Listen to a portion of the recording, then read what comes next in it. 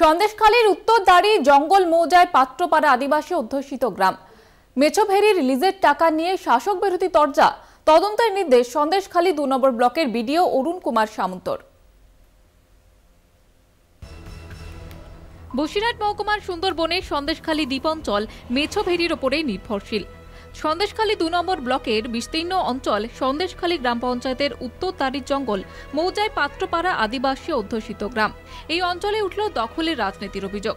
প্রায় ৮৫% আদিবাসী অধ্যুষিত অঞ্চল রয়েছে এই সন্দেশখালীতে। অভিযোগ, বাম আমলে আদিবাসী জমির পাট্টা দেওয়া হলেও অনেকেই সেই পাট্টা পাননি। জমি মালিক পক্ষকে আমলনামা দিয়ে ফিশারি মালিককে লিজ দেন অনেকেই। বছরের শেষে লিজের টাকা না মেলায় শুরু হয় নিজেদের মধ্যে গন্ডগোল। ৩২টি মেছোভেরি লিজের টাকা নিয়ে জমির মালিক এবং ফিশারি মালিকের গন্ডগোলের জেরে রাজনৈতিক তরজা। সরকারি খাল দখল করে মাছ চাষের অভিযোগ উঠছে। প্রতিবাদে আক্রান্ত হচ্ছেন তারা, এমনটাই অভিযোগ।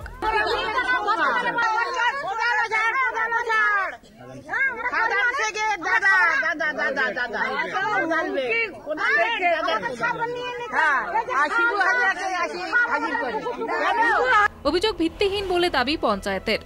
একদম সম্পূর্ণ ভিত্তিহীন, কারণ জমি দখল করার প্রশ্ন আমাদের উত্তরদাঁড়ি জঙ্গলে উঠতেই পারে না। কারণ জমি ভেস্ট সম্পত্তি বা পাট্টা সম্পত্তি এবং রায়ত সম্পত্তি, সেটা সব চাষিরাই ভোগ করতো। আমাদের যদিও এটা গাঙ্গেয় উপত্যকা এলাকা, তো আমাদের এখানে মানে ধান চাষটা ঠিকমতো নোনা জলের জন্য হচ্ছে না, যার জন্য তারাই চাষিরা পরিকল্পনা করে বিভিন্ন মালিককে তারা লিজ বন্দোবস্ত দেয়।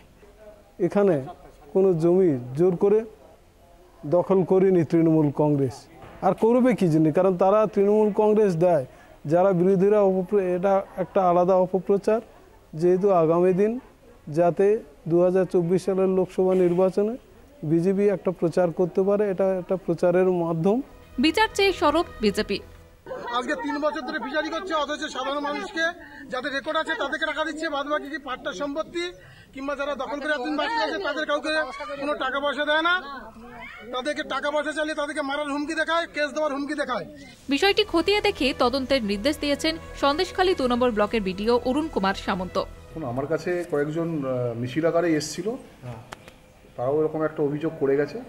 সেটা অলরেডি আমাদের ইরিগেশনের যিনি অ্যাসিস্ট্যান্ট ইঞ্জিনিয়ার আছে তার সঙ্গে যোগাযোগ করে আমরা এটা দেখতে বলেছি। এখন সঠিক সমাধানের দিকে তাকিয়ে গ্রামবাসীরা। বসিরহাট থেকে সন্দীপ চক্রবর্তীর রিপোর্ট, কলকাতা টিভি।